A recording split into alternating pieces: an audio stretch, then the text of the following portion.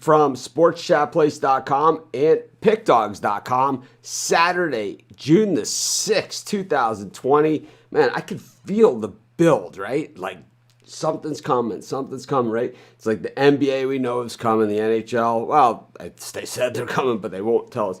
Well, we're coming, but it's kind of like people that say they're coming to visit me in Hawaii. Yeah, we're coming, but, they still ain't here. But anyways, we have UFC. They're coming. We got Bundesliga action for tomorrow. Today's game's already underway. A lot of early scoring in today's game. We'll talk to Chris Ruffalo about that. We have NASCAR. We're supposed to have Jeff Jeter and Rod trading some paint and trading some opinions on today's NASCAR race. But so far, neither of them are in the green room. But then we have, of course, computer picks played by computers, football games, and hockey. But anyways, what we'll do is we'll just bring in Steve Monahan. We're just going to roll right along. And, the show must go on, as they say. But anyways, Steve, good morning. Good morning, Mitch. How are you? I'm good. A little bit of an early start because I know we have so much ground to cover today. The players and the owners, now the players are back to the 82 game schedule, right? It's like reeling it in. I mean, they're going to meet in the middle. Why don't they start somewhere closer to the middle? How about this? They're going to meet somewhere close to them. You want me to pick the middle for you? How hard is this? How hard is this? Yeah, we've been consistent that we think 82 games is what's going to happen, and the players throughout 114, the owners came back with 48. I think it got as low as, which is ridiculous. And here we are. But I think they will. I think by next week, I'm going to say an agreement should be in place, and I think they play baseball. I think they're crazy if they don't.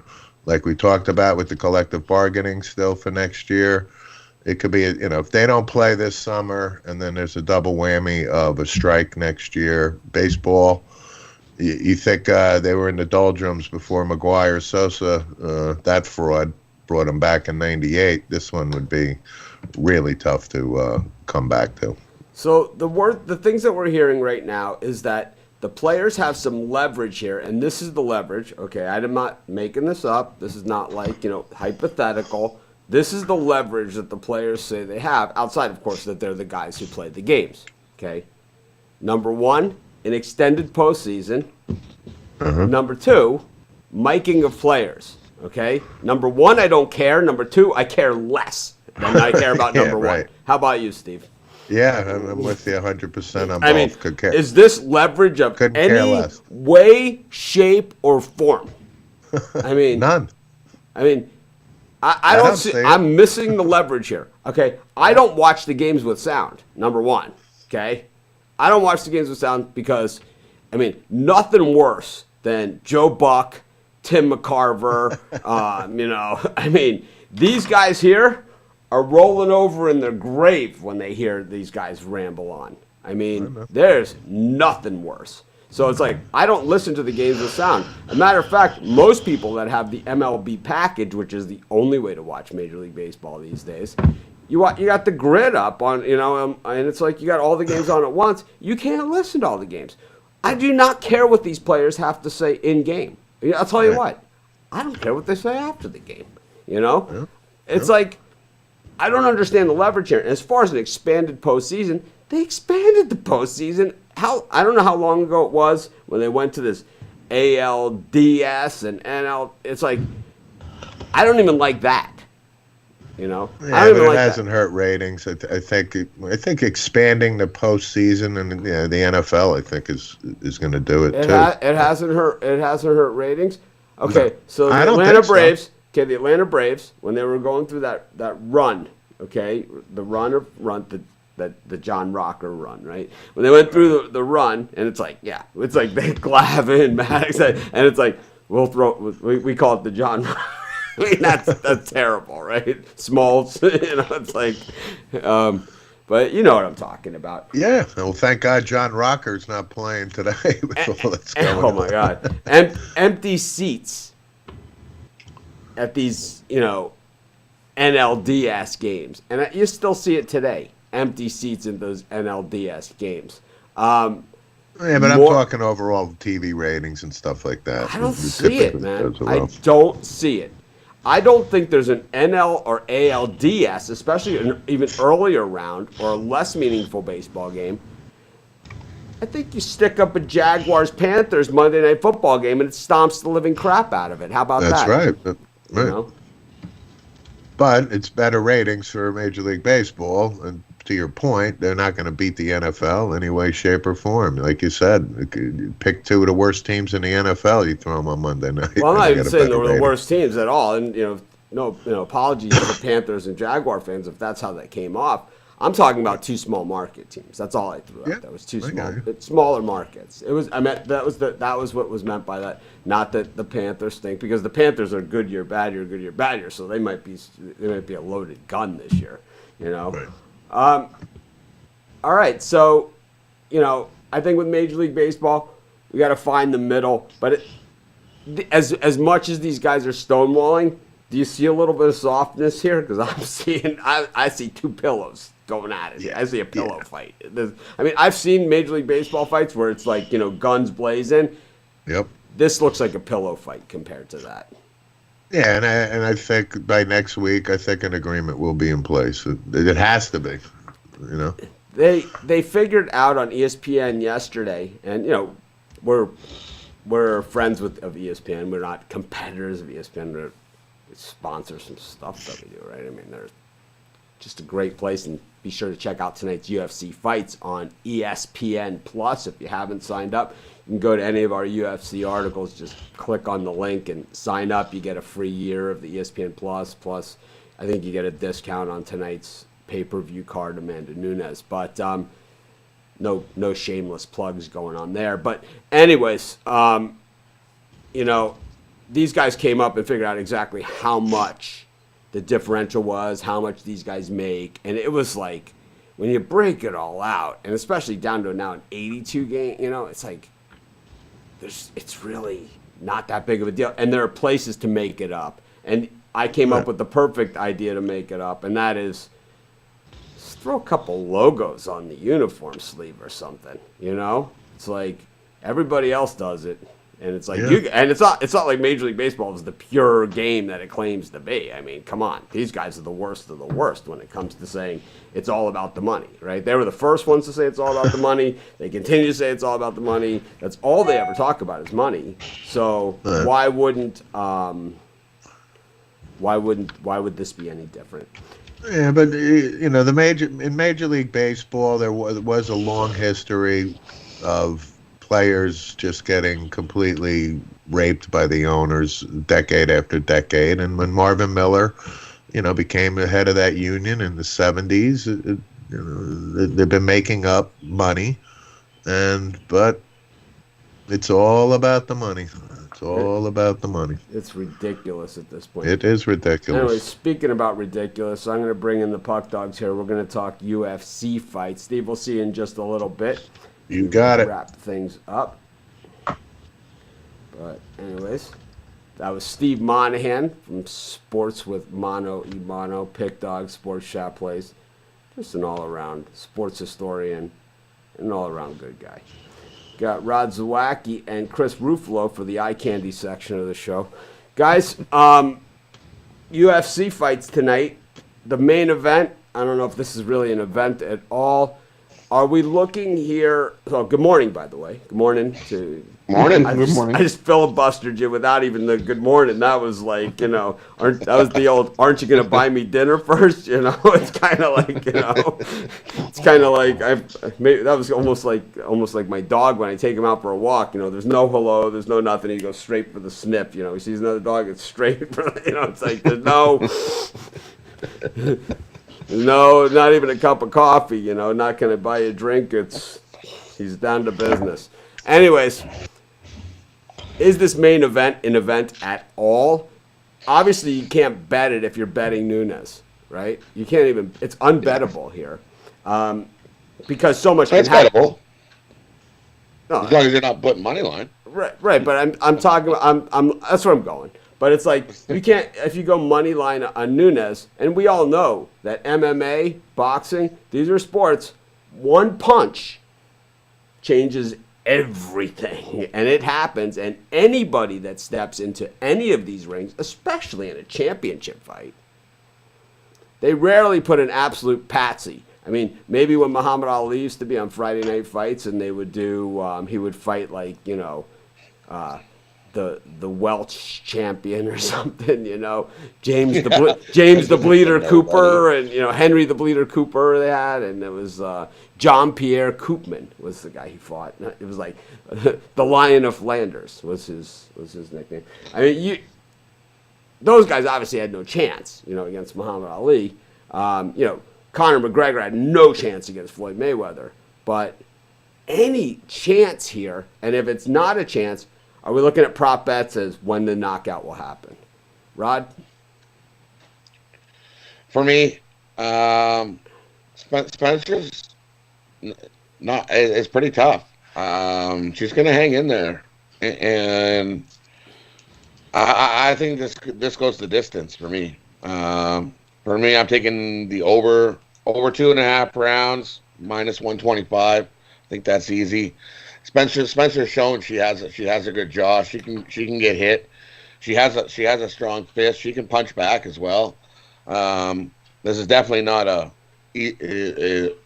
throw in the towel. Nunes wins while we watching this fight type thing. I think Spencer's going to give her a run. And for me, my best bet here is take Nunes by decision. You get plus 240 instead of minus 650. And I will put a little bit on Spencer because she is Canadian, and I'm going to root for her to win. Chris? Yeah, I was having a hard time with this one because you know what? It's plus 400. It's worth a look because it just takes one punch, and all the pressure's on Nunes to win this fight and keep her name brand and her winning streak alive. At the end of the day, though, I think she's still in her prime right now. She's going to probably get the job done here. I'd probably take her to win by knockout at minus 125 or TKO, and to win inside the distance at minus 170. So it's like all these UFC cards, and the thing that I do like about UFC is that they just reel them out one after the other, these fights. There's very little time in between. It's not like in boxing, they reel them out, but eventually they get to like the main event, and it's kind of like if there's time in between, they just, they take forever. But in UFC, that's not necessarily the case. We have another big undercard. Any value on this undercard? Chris, what are you seeing here on this undercard? There's a few fights that I was looking at, to be honest, because I was kind of pushed my focus away from the minus 600 at the main event. But I like Corey Sandhagen against Aljamain Sterling. I just think it's a toss-up between two fighters that are really on a roll right now. But I think the smaller cage kind of plays to Sandhagen's high pressure mentality when he's in the cage, and I just think he lands bigger blows than Sterling does. He's hitting 9 significant strikes a minute. I think it's a knockdown dragout, but I think Sandhagen wins probably via decision. So are we looking at a wrestler versus a striker? What are we looking at here in this thing? I don't. I mean, both of them. Sandhagen more has. He's more of a striker than Sterling is, I would say. But, I mean, like I said, I think it's just going to be where both guys just try to beat the crap out of each other. If Sandhagen does get taken down, he has had a history of struggling, and I think Sterling's probably going to go for the takedown. But at the end of the day, I think Sandhagen's going to try to keep it on his feet. Rod, what are you seeing out there as far as other value? On that one there, I'm going the other way. I think Sterling's the better striker here. He's worked himself into the better striker. I think this goes the distance, though. I think this is going to be a battle. They're going to battle each other, and I think Sterling wins by decision. What other fights are you looking at, Rod, for tonight? For me, the other ones I'm looking at, they're all juiced. So He's not looking at us, so he must be looking at something. Oh. Sorry. I'm looking at my little card that I made for the UFC. Sorry. Now it's up higher. Now I can look over here and see it. For me, I put together. There's some ones that are definitely going to win. But they're at like minus 185, minus 200. But I put those into a bird cage and put them together. If you put O'Malley, Bird, Burns, Meinfeld. No, we're going fight by fight here. We're not we don't know anything about any of these fights. We need some help. That's what we're asking here. We're not asking to list out names. We're looking at a fight by fight basis and then do the bird cage at the end. No, Chris? Yeah, kind of like the last fight. Because you're talking about people that are blind here, like me. Yeah. I don't know who any of these guys are. One that I don't know Burns. George Burns, the comedian. I mean, no, he's passed Artie Burns. It's not the ghost of George Burns. It's the brother of the Burns, of the guy who fought the last event. This is his brother. Steve, you know who Burns is? Steve, do you know who Burns is? He's muted himself. I do not know who Burns is. Me neither. All right, Steve. Is it Mr. Burns? We'll bring it. Holy, definitely Mr. Burns. And we're doing the Simpsons episode of the UFC. Burns versus, I don't know who you'd put him against. Smithers is his corner, man. Oh. Yeah, of course. Release the hounds. What do we? Excellent. Wait! You can't release hounds in UFC. My favorite Simpsons. My favorite thing from Simpsons, and I use it all the time. When the Germans go to buy the power plant, and he's like, "I hope there's no way I'll sell."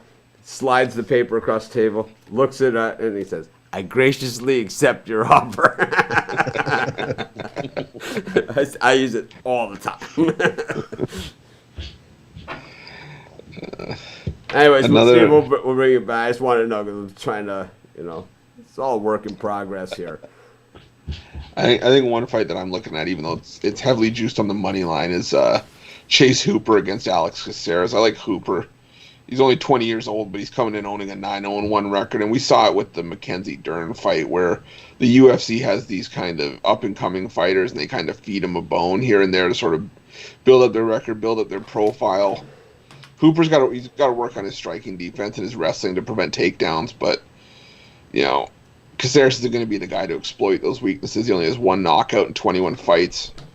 I think the smaller cage again helps, and I think Hooper wins, and 7 of his 9 fights finished inside the distance. So I'll go Hooper inside the distance at minus 115. Rod, you had any thoughts on that fight? Hooper? Nope. Not touching Hooper. Okay, what else? Is there another fight that you like specifically? Yeah, for me, these 3 fights I do like, but like I'm telling you, the winner is all juice to minus 240. You got Evan Dunham versus Herbert Burns. Burns is the brother. Herbert Burns? Wait a minute. Herbert Burns. Sounds made up. He's the brother who knocked out Woodley last fight. Oh. This is his brother. Oh. Mm-hmm. I saw that. He didn't knock him out. He beat him in. Well, he beat him into a pulp, and he should have knocked him out. Anyway, this is his. We call that the technical term is he worked him over. Yeah, he worked him over. So this is his brother. I'm taking Herbert Burns. He's minus 240. He's way better than Evan Dunham. Evan Dunham hasn't won a fight since 2016. So Burns it is on the money line. Chris, you in on Burns? Yeah, I am. I am winning inside the distance. Dunham hasn't fought since 2018 as well as not having won since 2016. Burns is on a 4-fight winning streak right now. I think he makes it 5. I think it's ugly for Dunham here. And who else are you looking at, Chris? How many fights are there? There's like 11 fights or something? I believe there's 11. 11 fights. Anything else here? Any meat on the bone out there? Any big dog? Any big dog that's just is a live dog. Like, is there a live dog on this card? There's a couple dogs that I have. They're not huge dogs. I've got UCA Formiga against Alex Perez at plus 110. Brazilian Formiga? Yeah. So yeah. Jiu-Jitsu. Yeah. All right, I like those guys. And he's he's one of the best, arguably one of the best flyweights in UFC history. It just happens that his career blossoming happened when Demetrius Johnson was the face of the flyweights in the UFC. And Alex Perez, he only had one fight against anyone. He hasn't beaten anyone in the top 10. One fight inside the top 10, saw him get knocked out in the first round by Joseph Benavidez. So the thing I like about the jiu-jitsu guys is that it seems like they could be well behind, losing on all scorecards, done. They grab the guy's arm, twist him into a pretzel, and it's over like that. It just takes one. Right? It's it just takes one take. Oops! It's all it takes is one mistake, right? That's what we saw last week. The woman, Ben, was her name? Was that her name? Ben, something like that. The woman, Brazilian woman last week who won. I don't know. The other woman was winning, punching her in the face, and then she just made one mistake, and it was like she almost broke her leg off. Yeah. Yeah, that's what you see from these jiu-jitsu fighters. Yeah. Is that they're just looking for the one mistake, and then you make that mistake, it's over.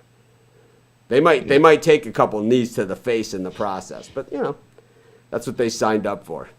Anyways, any other people you see getting kneed in the face out there? Rod, see anyone just? Yeah, I see. Devin Clark's gonna get kneed to the face and beat to a pulp by Alonzo Meinfeld. It's the second preliminary fight. Meinfeld he's just a way better fighter. Clark is in for a rough night. Meinfeld. It's a fight about nothing. Chris, what do you think of Meinfeld and Clark? I haven't touched that one. Wouldn't touch it with a 10-foot pole. When someone I see getting kneed to the face tonight, it's Eddie Wineland against Sean O'Malley. I just think O'Malley's the way better fighter. He's a rising star in that division, so I'm going to take O'Malley to win via knockout or TKO at minus 130. So get you down from the minus 500 area. Unless they land a sharp blow, right? Unless a sharp blow is landed, generally the longer the fight goes, the more someone gets beaten to a pulp. Who's going to get beat to a pulp tonight? Like just worked over, the full distance of just getting punched and kneed in the face. Hammer fisted, on the wrong side of the down position with, Any of that going to happen here? Or just too tough to call? It'll probably be the main event.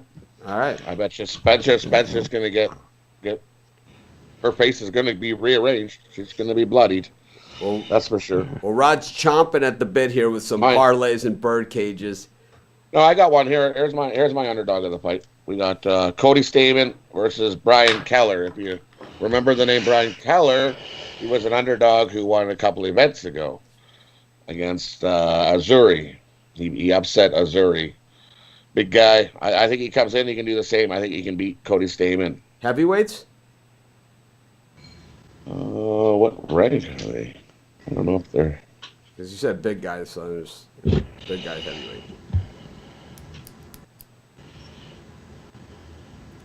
The crazy thing is when you see these fighters in person and you actually stand next to them, half of them are tiny. I mean, I don't mean like tiny, like this way. I mean, they're generally like you hear them announce the sizes. When you go to boxing, fight like at MGM Grand Arena or something, everybody enters through the same entrance. Even whether you're Manny Pacquiao, whether you're Freddie Roach, whether you're anybody. And I've walked in that entrance and I've had fighters all around me. And it's always amazing to me that, especially the lighter weight guys like Keith Thurman, stuff like that. It's like they look so big on TV. And obviously he's in great shape. I mean, clobber me, But it's like, just not overly a tall guy, Yeah. And they're not, they're actually the opposite of the heavyweights. They're featherweights. Yeah, I mean, they weigh like, and how much do featherweights weigh these days? 120 pounds? I think it's 135 for featherweight. Yeah, so it's like, that's like, so Does that make like you guys double featherweights or something? No, we're heavyweights. I'm in the double featherweight plus heavyweight division. Yeah. I think I'm like I think in the heavyweight division. That's for sure. I think I'm like a welterweight. I'd get crushed. I mean, by the lightest of lightest, you know. And I always say that, like when people ask me, like, who are the best athletes? I get into these discussions with people, especially back when I used to drink. What sport has the best athletes? What people that are considered athletes aren't athletes? And I always say, for me, the guys that can do things that I can't do are the best athletes. So, like, professional golfer, I can get some birdies, eagles, hole-in-ones, all that stuff. I can't do it as consistently as they do. Bowling, I mean, I could get a few strikes, too. I can't do it as consistently as these guys do. I don't practice as much as they do. I haven't had the training that they do either, right? But a flyweight boxer could knock me on my ass in, next to 0 seconds. And I'll tell you, the other guys who are the great athletes are the jockeys. I mean, forget about it, man. It's like those guys, oh man. It's like if those guys turned into UFC fighters, they would be the best of the best. There isn't a guy out there that could touch them. They're in ridiculous shape. And they're already used to making weight, man. They weigh nothing. Rod, you got a parlay for us, Birdcage? Anything? Yeah, I got a 4-teamer. So parlay. Round robin, or is it? It's not worth round robbing. Just it's not worth round robbing minus 240s. Straight parlay minus 240s. Not going to be the big Rod Zawacki payer that we're used to, but it's going to be worth the play. What do we got? Yeah. It'll still give you over a plus, at least over 3 times your money, close to 4. Take Sterling money line, Burns money line, Meinfeld money line, and O'Malley by TKO minus 130. That should give you close to 4 times your money. There you have it. 4 times your money on a bunch of big favorites. So on those fights where you would have to pay $240 to win, a buck. So it's like that's not bad. And then I got one as well. It's kind of like Rod's parlay. Kind of like it's not one of the ones like it's not a pick dogs, puck dogs, Birdcage parlay type thing that we normally do. Mitch's money line parlay. It's not one of those. But what it is, it's basically mitigating your risk. It's like a lower. It's a lower risk with a reasonable payout betting the same fights, because it's like, yeah, it's a parlay, so the risk is going to be there, but it's like these are all pretty solid bets that are tougher to bet on their own. Minus 240. It's like if I'm at the fight, I certainly who we kidding? I'll probably throw something on it just for the hell of it. Anyways, go ahead, Chris. Sorry, mine's just a Birdcage to win inside the distance. Like Chase Hooper, Herb Burns, and Sean O'Malley all to win inside the distance plus 406. Sounds like a law firm. Baker, Burns, and O'Malley. Is that it? Hooper, Burns, and O'Malley. Hooper, Burns, and O'Malley. And if this doesn't work out for them, if this doesn't work out, they'll do an excellent job on your taxes for you. Anyways, we got Jeff Jeter was supposed to be with us for a trading paint segment here with Rod about NASCAR, but he has straight ghosted us on this and just he's still in the pit. Yeah, no show, no message, no nothing. Really. I don't know, man. You guys can vote whether you want to ever see him again. I vote no. But anyways. Me too. Anyways, today's NASCAR, there's only the Truck Series and the Infinity Series race anyways. The Cup Series is tomorrow. But I'll give you my picks. Who's the baddest mother trucker on the planet here in the NASCAR circuit? For me, I'm going to go with Austin Hill.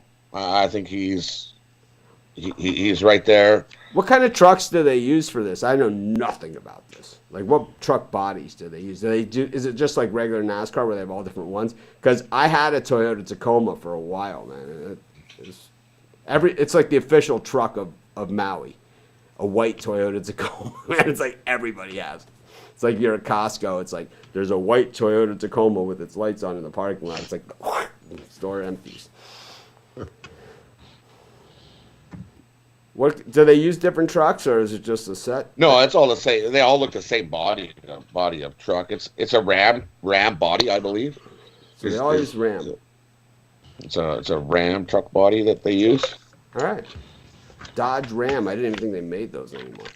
It's like which makes it's got to be weird too because it's what Ram body with Toyota motor. Yeah, that's weird. Chevy motor. Weird. It must Ford be sponsored. Motor. Must be sponsored. Yeah, it's got to be. All right. So, but who do we like here? So, who's our picks? I'm gonna take Austin Hill plus 2,500 to win. How about you, Chris? You got any truck picks? Not for the truck. I'll have something probably for tomorrow. All right, we'll do NASCAR tomorrow. And then the Infinity race, which follows the truck race. They're going to start the truck race first. So it's a doubleheader of NASCAR today. So the truck series will open, and then after that, they'll do the Infinity race.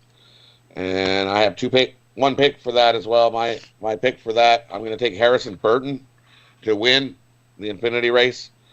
He's got five top five finishes this year. He's won one race.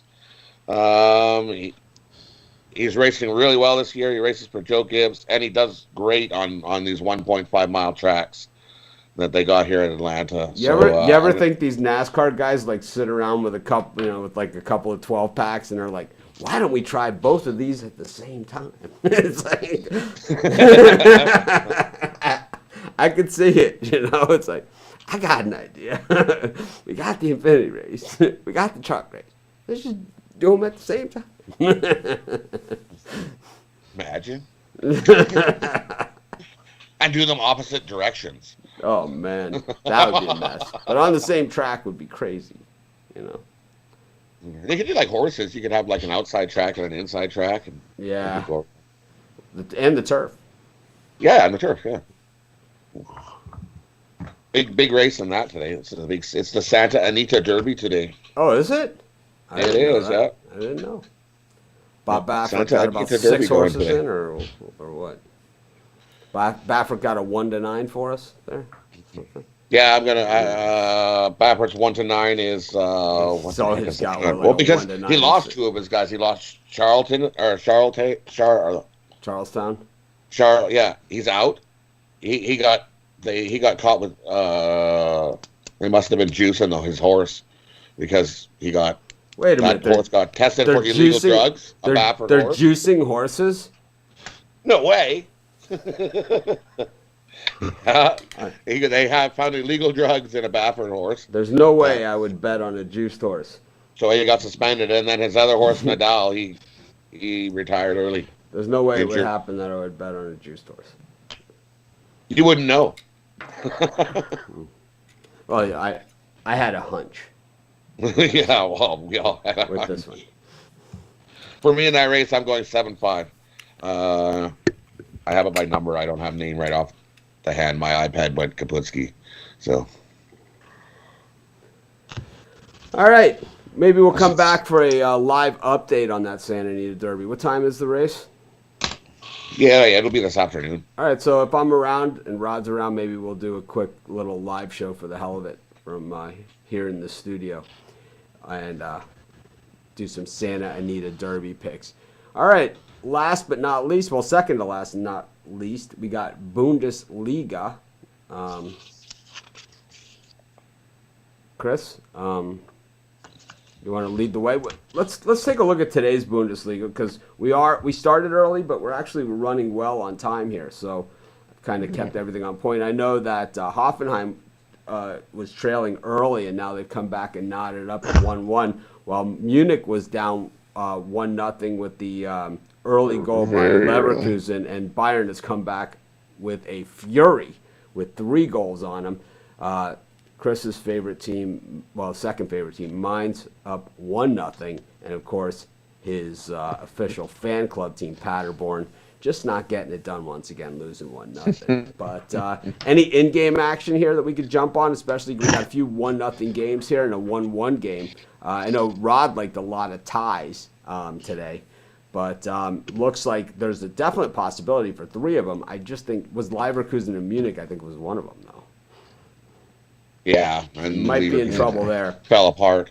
I know They started off good. Yeah, it was 1-0 right out of the gate. I mean, like less than 5 minutes in, and a lot of these games we've seen early goals today. Within the first 5 minutes. I was following this before we started the show, which is crazy because I never watch Bundesliga. Right? There's red cards in two of these games, and we're not even at halftime yet. This is the world we live in. Hoffenheim's got a red card, so they're down a man. And Hoffenheim just pulled ahead. It looks like 2-1. Yeah, they just scored a goal too. See, even down a man. Hoffenheim's down a man, and they just scored to make it 2-1. And Leipzig's down a man against Paderborn. Yeah. I think for me, if you're going to live bet anything right now, I could still see Hoffenheim. If you want to take a shot on the live bet, the odds haven't updated yet, though, after the goal was just scored. But I think you could also take Frankfurt and Mainz to draw. Right now it's at plus 275. I think Frankfurt's going to get one. All right. What do we got for tomorrow? Or did we do today's later game, Dortmund and Hertha Berlin? I threw to my birdcage, but we haven't really covered it. I mean, for this game, Dortmund need to keep winning. But I mean, Hertha's played well in their own right. They picked up, 10 of a possible 12 points since they restarted. I still think Dortmund wins, but I don't think Hertha makes it easy. So I'm going to take Dortmund to win with both teams to score at plus 155. I could see this being a 2-1, 3-1, even 3-2 game. We're 11 days away from the Premier League. Are they the next league that's starting? I know that a lot of leagues are going to be starting. Is Premier next? No, Spain is starting Thursday. This is coming Thursday. So we'll see Messi and we'll see Ronaldo and those guys, right? Yeah, they'll be coming. I think they're on the weekend, but we'll definitely start seeing some of the giants in the Spanish league. Awesome. What do we got today for tomorrow? Early action. For tomorrow, the early game is Wolfsburg against Werder Bremen. I like Werder Bremen. They're a talented team. I wish they'd stay up. The problem is they've only won one home game this year, and they've only scored more than one goal one time since December 8th. This is a pretty good price for Wolfsburg, all things considered. So I'll take Wolfsburg at even money. And Wolfsburg with both teams to score, no, at plus 270. I think they wouldn't be a shutout. I agree with that one. Give me Wolfsburg, money line. And then the 9:30 Eastern game, Union Berlin against Schalke, and I think this is the worst game in this round of games. You got Schalke on an 11-game losing run. Union's probably in that purgatory zone where they're not going to be doing anything. They're just playing out the string. I think this is a draw. I take the draw at plus 220. I'll take this, and for a little bit better odds, I'll take the correct score of either 0-0 at plus 750 or 1-1 at plus 525. I'm with you. Give me a draw. I think it's just going to be a game where it's played in the middle third. Yeah. And then the last one, the afternoon games, Augsburg and Cologne. Ugh. They play different styles, but the Augsburg's playing low-scoring games while Cologne isn't afraid to put points on the board. The problem is they're conceding as well.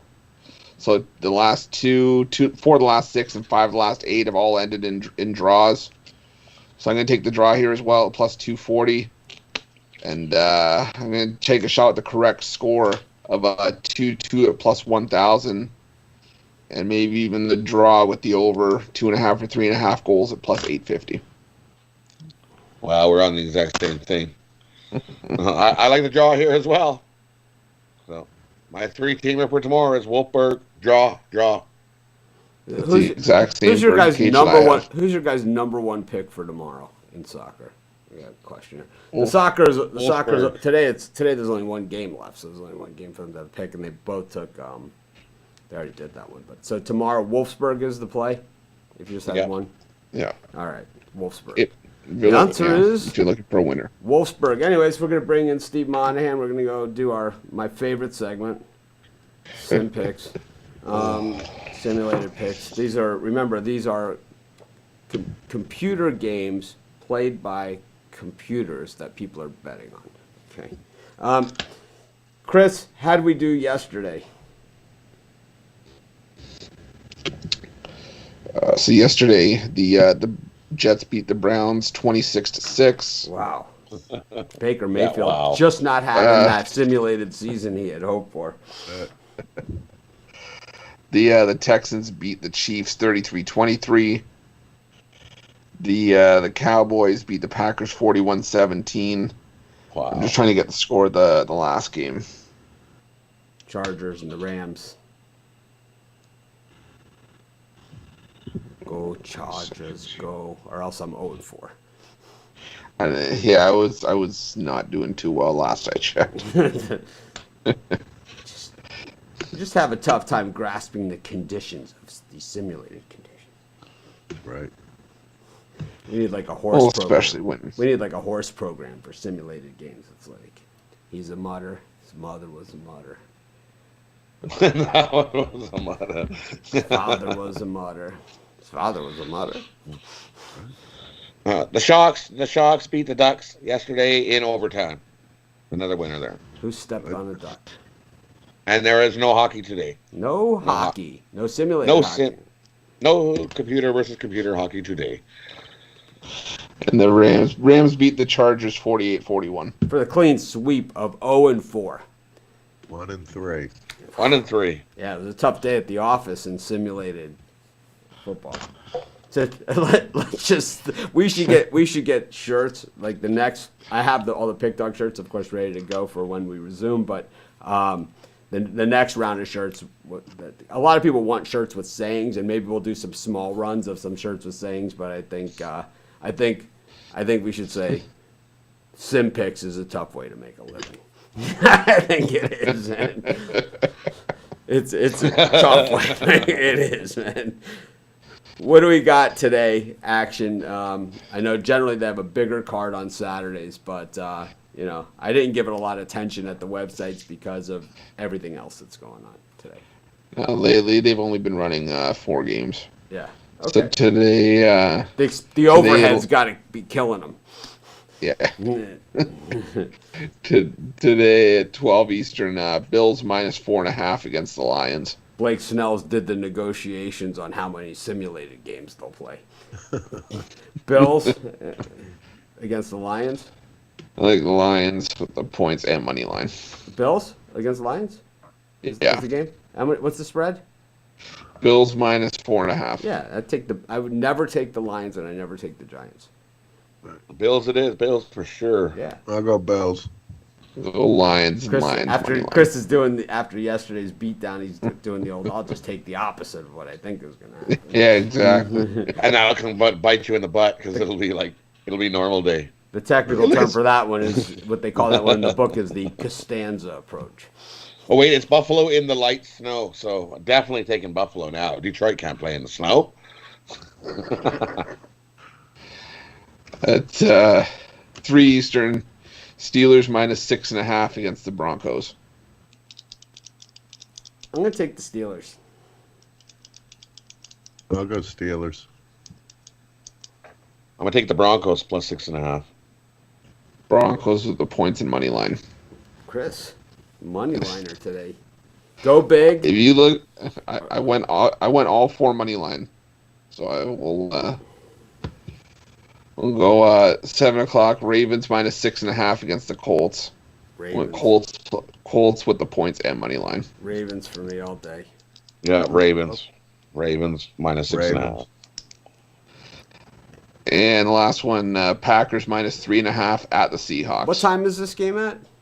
10 Eastern. So, in case you guys are faced with this rough choice, just remember the Packers are playing the Seahawks on simulated sports. In case you don't want to watch the UFC fight, or the Santa Anita Derby, or whatever else is out there. We also have another thing that we cover at Sports Chat Place now, which a guy Nathan in Australia is covering for us, is the NRL, which is the rugby league, and they are showing these games. And I gotta say, man, I have no idea what the rules are, but I love this sport. It's like this is one of those ones like, the UFC. Some people they just love UFC. No other sport. Some people love NHL. Like no other sport. It's like those sports have like their weird, like this weird thing where it's like they just hit this certain segment of the population, and it's like people that don't even like other sports they'll go to hockey. They love hockey. It's like it's a crazy thing, right? And UFC too is the same way. But I'll tell you what, I love this rugby, man. It's way better than like the XFL or any of that other pretend football. It's way better. These guys really kill each other, and I'll tell you who's going to get killed is the Packers. I'm taking the Seahawks. After the Packers' performance yesterday, I'm embarrassed for them. I'll take the Packers. Packers minus 2.5. Foolish and lack vision. And money line. Rod's foolish and lacks vision. With that I see them, they get whooped. They bounce back the next game and win. Not against the 49ers, they didn't. No, they didn't. They lost to them the first time, and the second time, they gave up even more.